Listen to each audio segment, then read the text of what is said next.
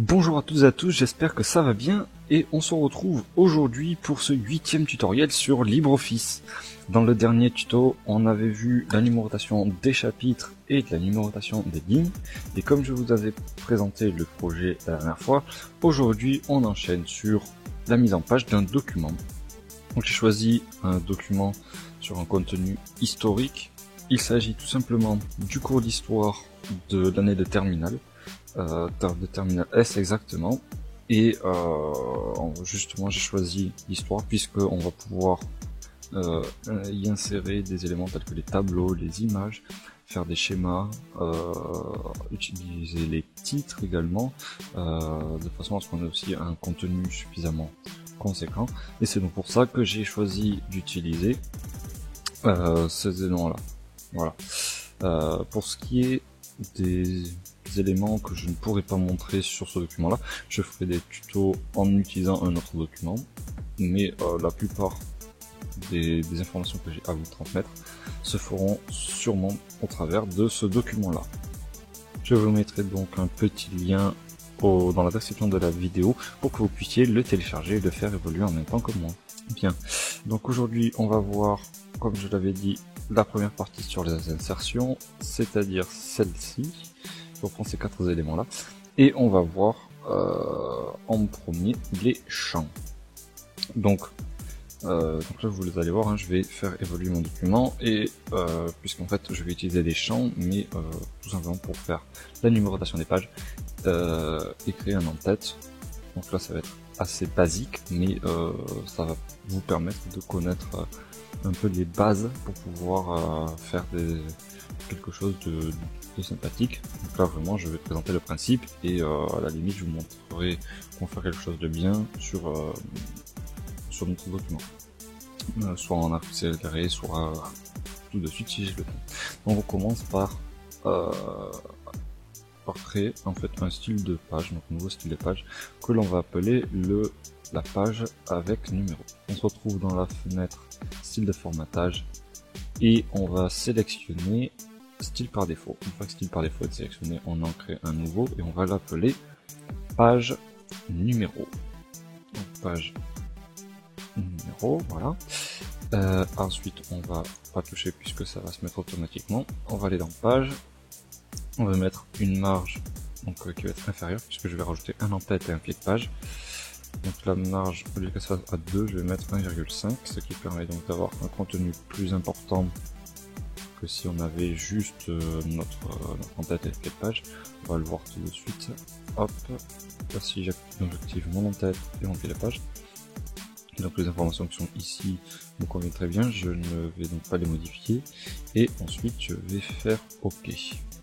Donc là je fais OK et notre style de page est donc créé puisqu'on a ici page 1 et on veut maintenant l'appliquer. Donc comme je l'avais dit, on double-clique sur le style. Et là on voit bien qu'il y a en haut l'en-tête et tout en bas le pied de page qui sont apparus. Et ça pour toutes les pages bien entendu. On peut le voir. Et maintenant on voudra avoir une numérotation puisque c'est mieux de savoir où c'est qu'on en est à propos de notre document. On voit d'ailleurs en bas ici qu'il y a écrit qu'on a 68 pages, donc pour connaître en gros l'endroit où on se trouve, on va mettre la numérotation de la page divisée par le nombre total de pages. Donc pour ce faire, on va faire un petit séparateur, donc donc là c'est juste pour avoir le modèle, mais on va faire 1 divisé par le tiré du 6 qu'on obtient en appuyant sur le Alt gauche, c'est la barre, voilà, et donc là on veut l'avoir en centré, donc on le met en centré, et ça nous permet d'avoir, donc là sur le coup 1 sur 6, et si je veux le modifier là, il va falloir que je mette 2, etc., mais je vais pas pouvoir le faire pour tous, d'autant plus qu'il faudrait que je le fasse pour on va dire un nouveau style de page, puisque ça va être, si je modifie ici, ça le modifie pareil sur les suivants. Donc pour pouvoir faire une numérotation comme celle-ci, on va passer par les champs. Donc on va retirer ce 1, on va aller dans insertion, champ, et là on voit déjà qu'il y a plusieurs éléments. Ce sont ceux qu'on va avoir l'habitude d'utiliser puisque ce sont ceux qui sont les plus couramment, plus fréquemment utilisés, et je pense que ce sera aussi le cas pour vous.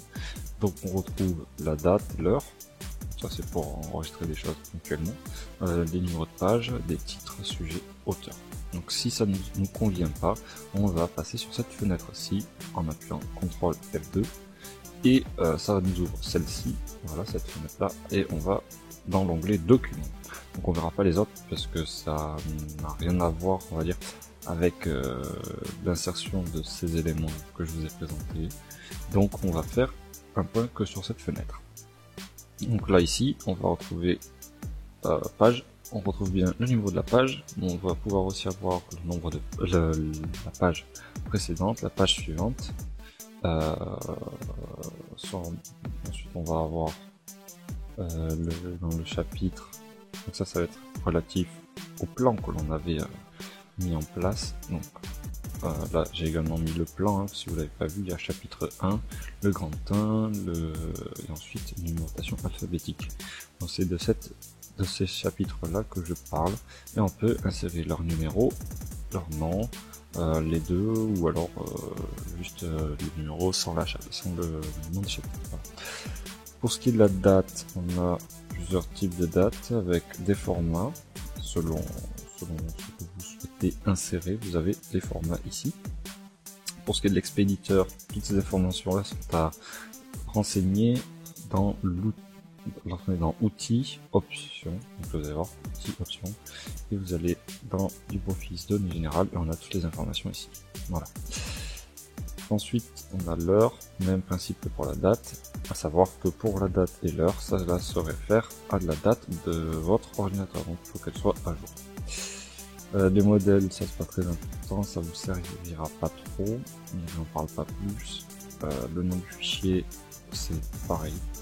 Pour les pages, on va voir ça tout de suite. Ensuite, on a les statistiques. Ça peut être intéressant aussi.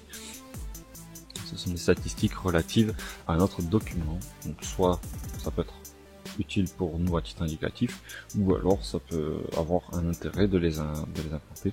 Là, c'est le cas, par exemple, de pages, qui nous permet d'avoir le nombre total de pages du document.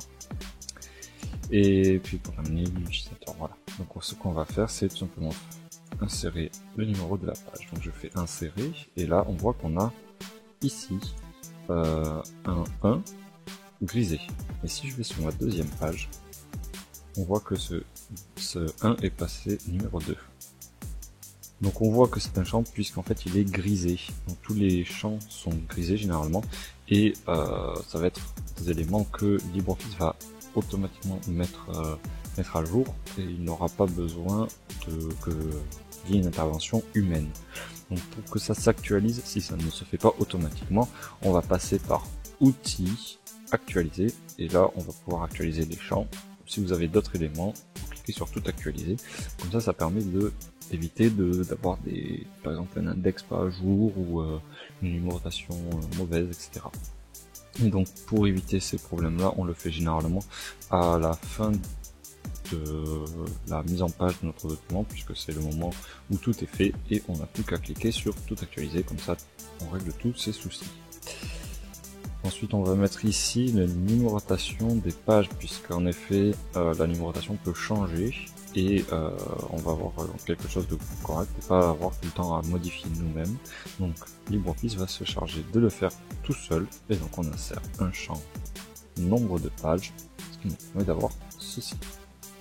Donc pareil, grisé, par contre sur les autres pages, ce sera le niveau, donc le nombre de pages maximum. Voilà. Maintenant pour ce qui est de l'entête, ici on va le mettre, donc pareil, en centré, on va mettre un champ, et je vais mettre donc le nom du titre 1, voilà. Donc on va sur chapitre, nom de chapitre, et là vous avez le niveau, je veux le niveau 1 et je l'insère. Voilà. Et là comme ça j'ai bien le nom qui correspond. Donc il faut savoir que lorsqu'on demande le niveau inférieur, donc le niveau 2 ou 3, s'il n'a pas été appelé avant l'entête. Donc là pour m'expliquer, en haut, le titre 2 c'est une victoire coûteuse. il a été appelé après notre en-tête, donc si je demande le titre 2 à ce moment-là, il n'affichera pas le titre de niveau 2 puisqu'il n'apparaît pas là. En fait, il va prendre soit le dernier niveau 2, soit, s'il n'a aucun, le titre de niveau 1. Donc là, vous pouvez tester. Hein. Donc pour pouvoir les modifier directement dans le document, vous pouvez faire clic droit champ. Et là, vous avez donc toutes les informations relatives à votre champ. Donc là, si je lui dis tu veux le niveau 2, ok. Ici, on a donc le titre du niveau 1, puisque ça n'a pas changé. En effet, on l'a appelé ici, donc ça ne se met pas en premier. Par contre, si je passe sur la deuxième page, eh bien, on a une victoire coûteuse, c'est-à-dire le titre de notre élément là. Puisqu'en fait, le titre de niveau 2, donc le premier titre de niveau 2 a été appelé avant notre en-tête que l'on a ici. Voilà pourquoi il apparaît sur la seconde et pas sur la première. Donc ça, c'est à prendre en compte lorsque l'on fait ce genre de mise en page. Donc là, je repars et je remets champ du niveau 1, voilà. Et là, comme pour voir un peu de la différence, eh bien, on voit bien que là, c'est le titre de niveau 1 et le premier, en l'occurrence. Voilà pour ce qui est des champs. Maintenant, on va voir l'insertion de caractères spéciaux. Donc là, je l'ai en accès rapide ici. Sinon, vous faites insertion, caractères spéciaux. On va mettre juste un petit espace autour de notre champ et on va voir un peu cette fenêtre qui est le caractère spéciaux. Donc, déjà, vous avez la police. En fonction des polices, les caractères qui vont être affichés dans cet espace quadrillé ne vont pas être les mêmes, d'une part parce que c'est pas la même police, mais également puisque certaines notes auront été prévues par la police.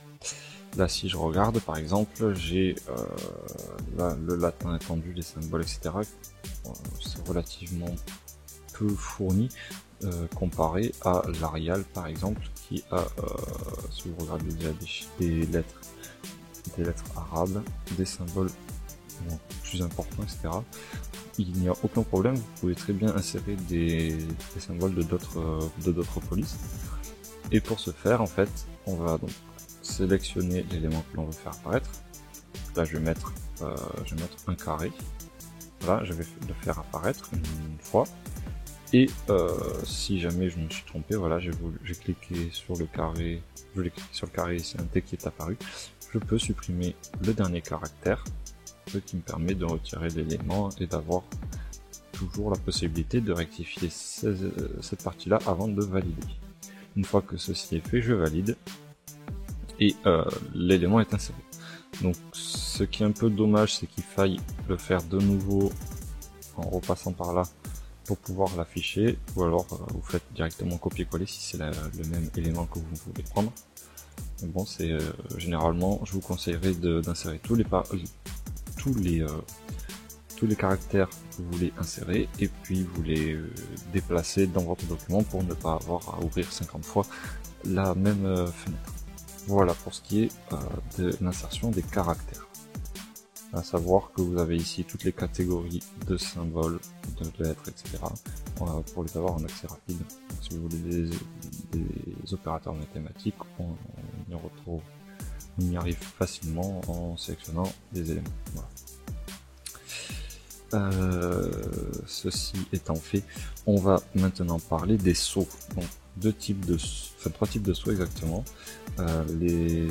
Pour y accéder, on clique insertion et c'est le premier élément, saut manuel, qui va nous ouvrir cette fenêtre là.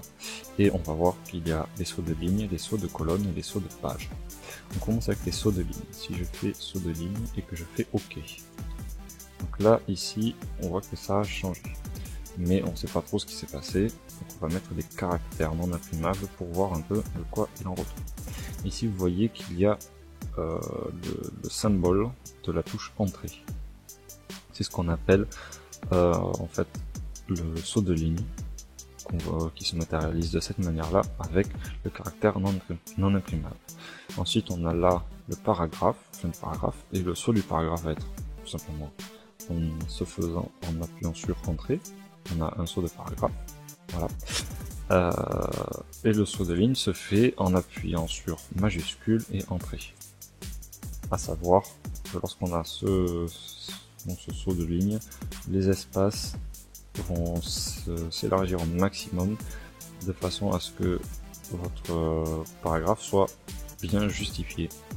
C'est l'inconvénient du saut de ligne. Par contre, si vous avez besoin d'avoir un saut de ligne, vous pouvez très bien l'appliquer de cette manière-là. Par contre, toujours faites attention à ce que ce ne soit pas injustifié pour éviter des problèmes comme celui-ci. Voilà pour ce qui est du saut de ligne. Donc raccourci clavier, majuscule, entrée. On va voir maintenant le saut de colonne. Donc, le saut de colonne, déjà on va passer sur les informations de la page, le style de page, et on va modifier le nombre de colonnes, on va rajouter à 2, je vais mettre un espace de 1 cm pour que ce soit suffisamment visible, et je valide. On a donc nos 2 colonnes, et on va faire un saut de colonne. Donc là ici j'ai le B, mais j'aimerais qu'il soit tout en haut avec son autre colonne. Donc pour ce faire, je me place ici, je fais insertion, saut manuel, colonne, et je fais valider. OK, ce qui me permet d'avoir donc un nouveau paragraphe par rapport à l'endroit où je me suis placé. C'est pour ça que j'ai un paragraphe de type style par défaut, et mon saut de colonne qui apparaît ici par des pointillés bleus, ainsi que la mention saut de colonne manuel. Vous pouvez aussi le faire par le raccourci clavier CTRL majuscule entrée. Voilà, ça nous donne le même effet. Et on a bien, donc là ici, même si je rajoute par exemple un espace, on fait du moins 2 sauts de paragraphe, ça ne modifie pas la place de notre titre ici.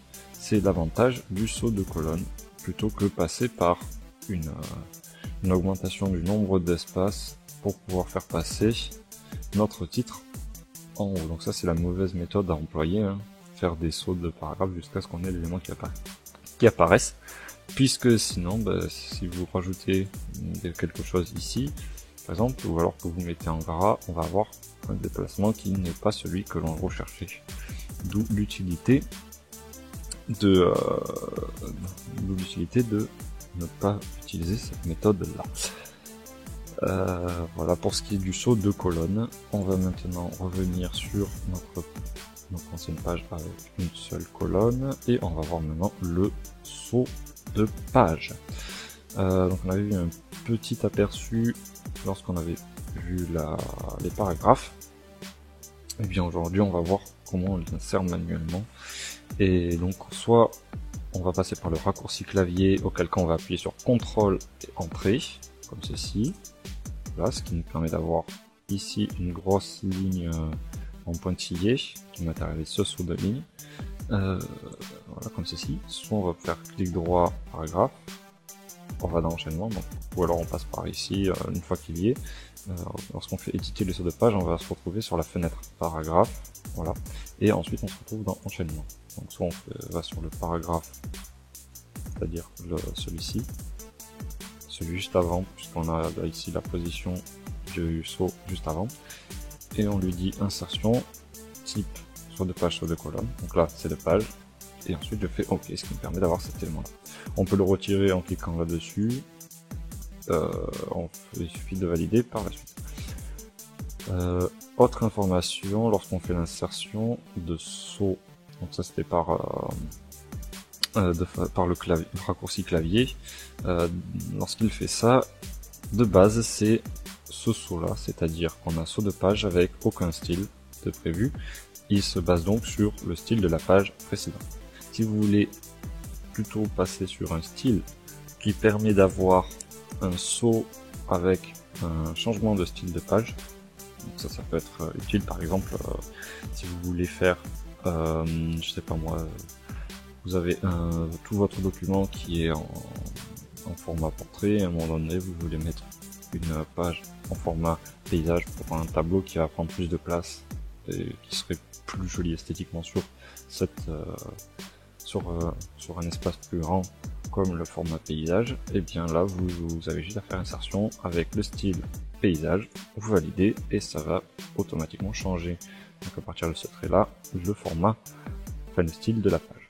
voilà comment fonctionnent à peu près ces informations, avec bien sûr la possibilité de modifier le numéro de la page ici.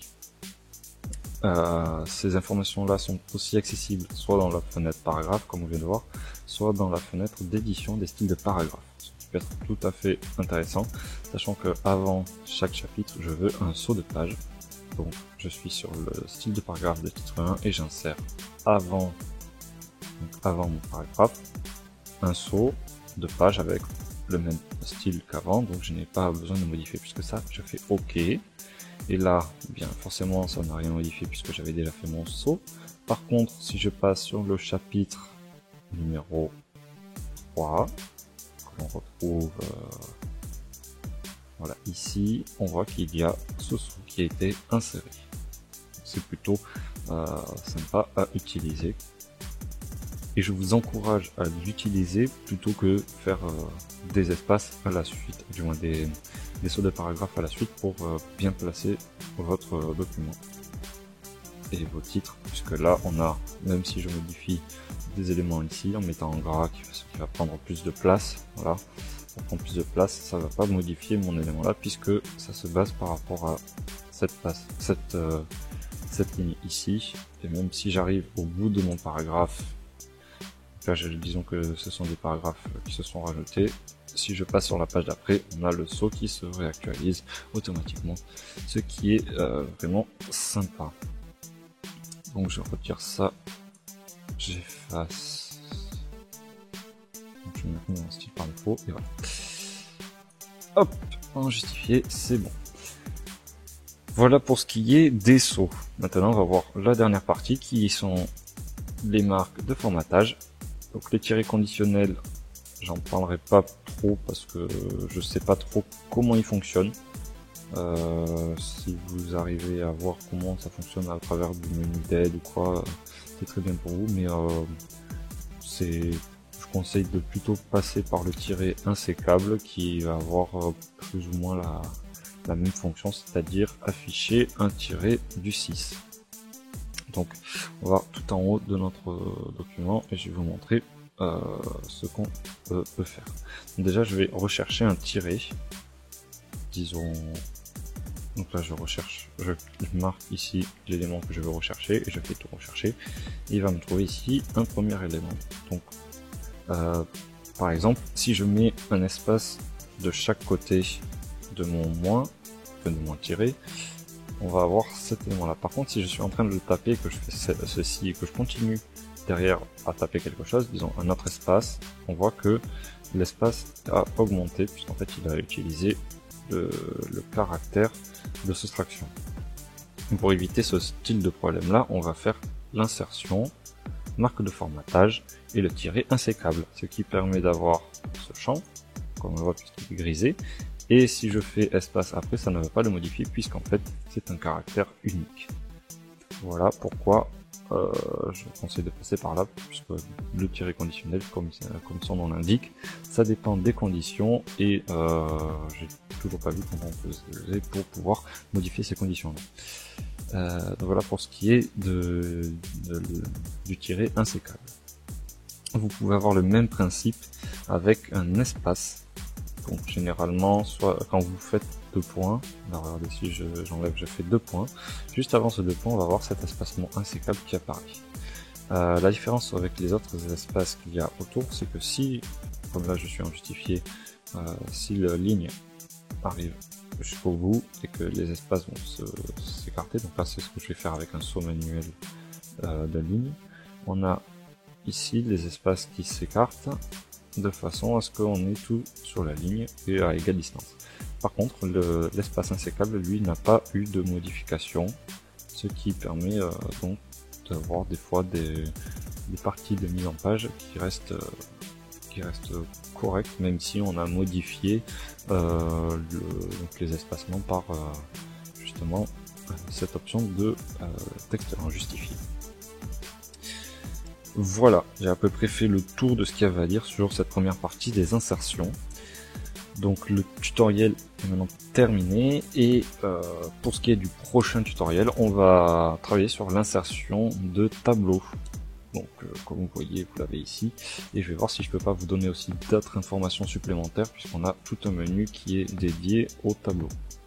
Donc j'espère que cette vidéo vous aura plu. Si c'est le cas, n'hésitez pas à liker, à commenter, à partager, et bien sûr abonnez-vous pour vous tenir toujours au courant des prochains tutoriels. Allez, ciao!